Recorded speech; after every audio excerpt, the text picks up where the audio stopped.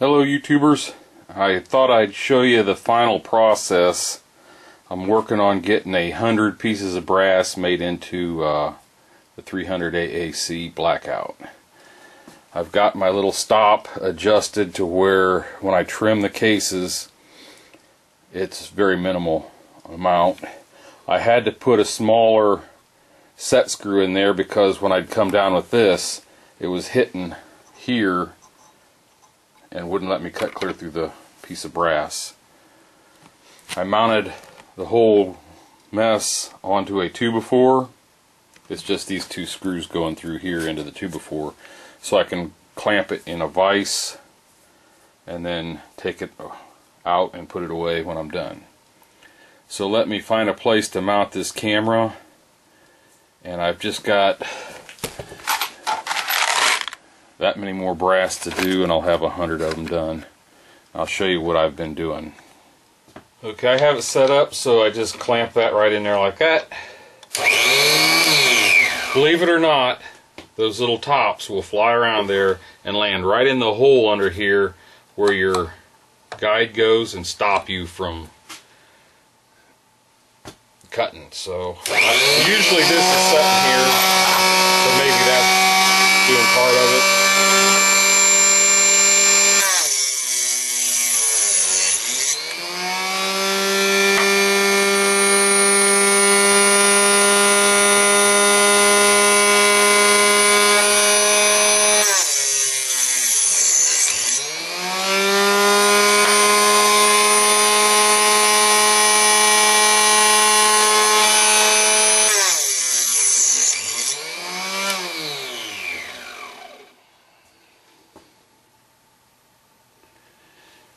Let me cut the rest of these, and then we'll go to the next step.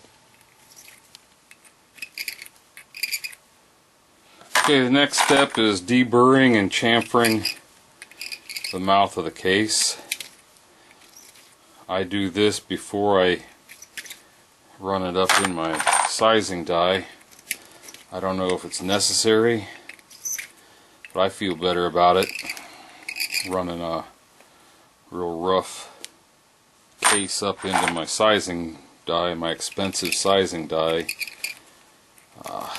doesn't appeal to me, so I get them cleaned up before I do that. Here they all are in a tray with their mouth deburred and chamfered, and I just use my Dillon spray and I hold it so that I can hit inside the case and one side of it, and that's all I ever do. By the time you run a few of them through there, you will have coated the inside of your die with enough lube that you're not going to get any cases sticking. We're just going to size them and then throw them into there. This is going to size and deprime.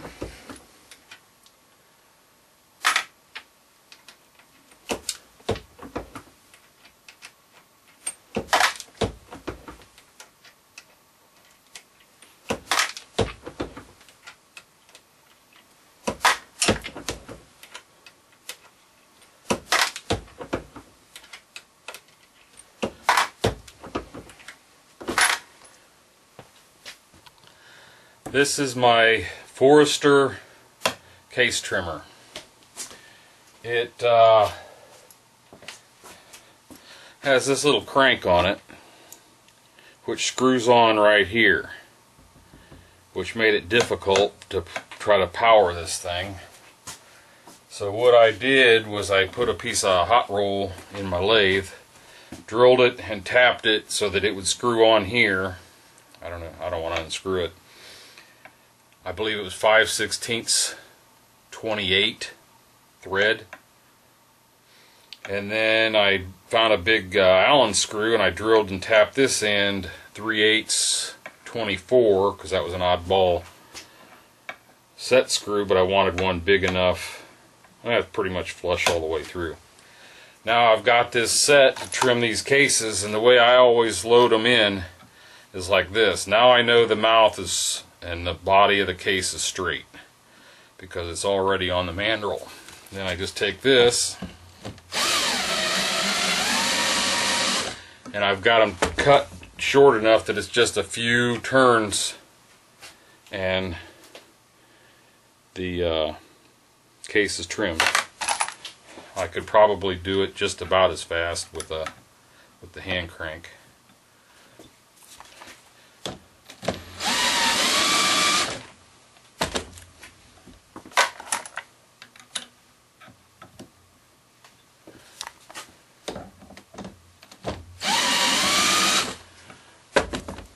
I use the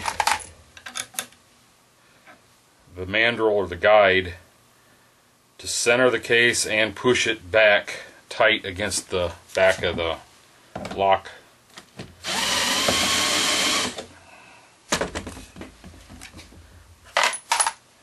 And that's how I trim them.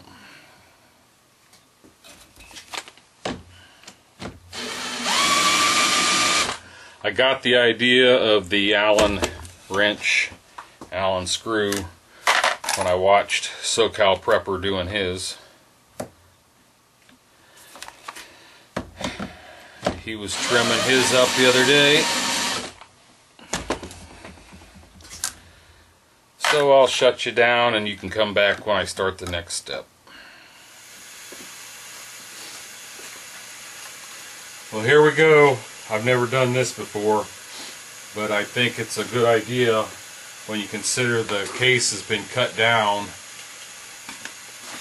Cut the neck off and the shoulder off and put a new shoulder and everything on it.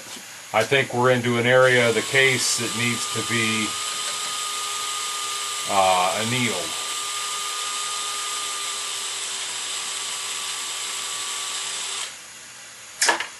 So this is how I see everyone doing it. I just wait till it's turning a bit blue.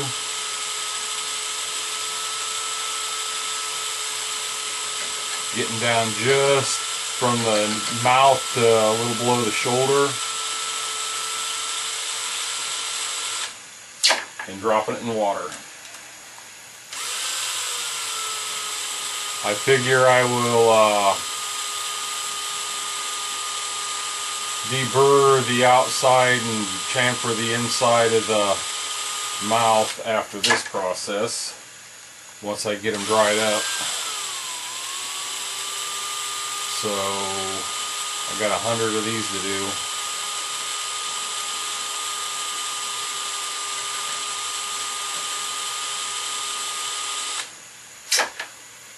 I'll bring you back on the next step.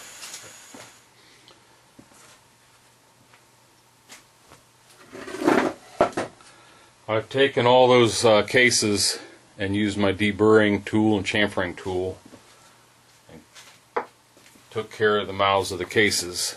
Now here's a little tool I made. I soldered a brass, 1/4 inch brass rod in the primer pocket of a 12 gauge shell. I think I had to drill it out. Pretty sure I did. And then I put steel wool on the inside. And then I take it and chuck it in my cordless drill. Let me see if I can zoom you in a little. There's the cases sitting in the blocks there. Then I just take it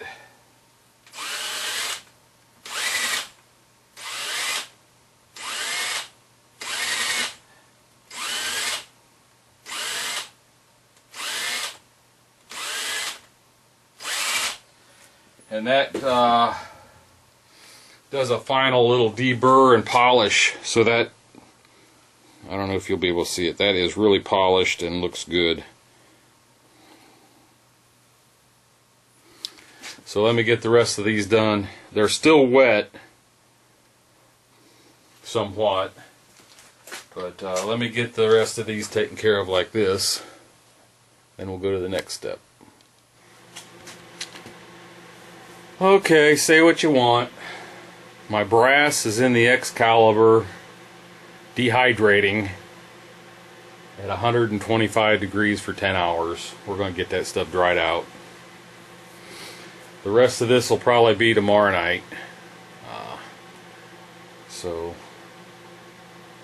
I'll just edit it all together in one video. See you in a little while. Okay, it's Monday morning. I started this process yesterday. Oh boy. I think I'm going to let them run in my case polisher overnight, or while I'm at work today.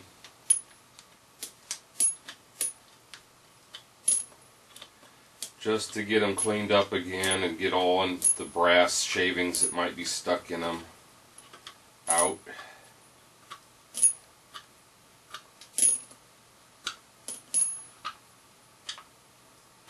They're still a little bit warm, not hot or anything, just warm from being in the dehydrator overnight.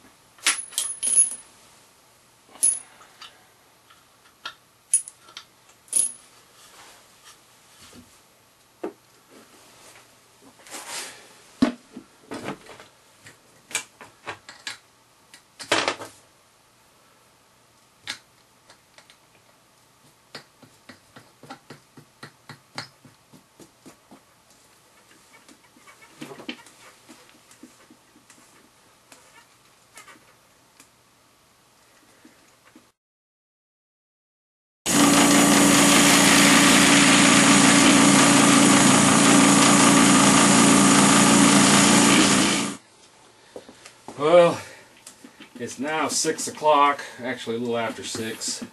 It's been a long day. Went to the gun club, did some shooting, tried out my new chronograph, tried the printer out, everything works great. Had a good time. Went and looked at some kayaks, thinking about getting a kayak, a couple of them actually.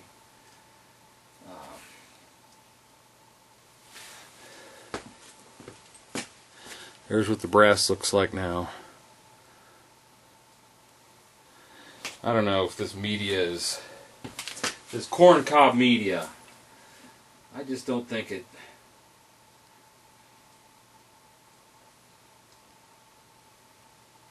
does the greatest job.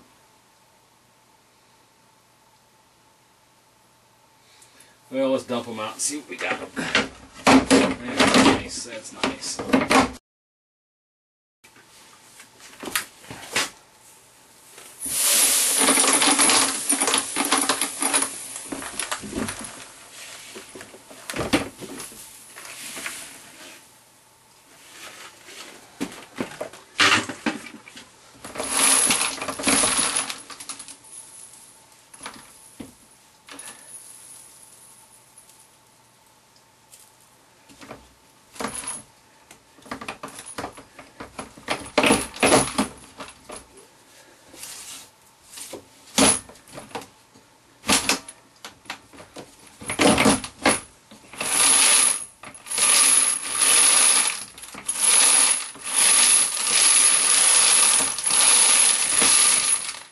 Well, you guys don't need to watch this.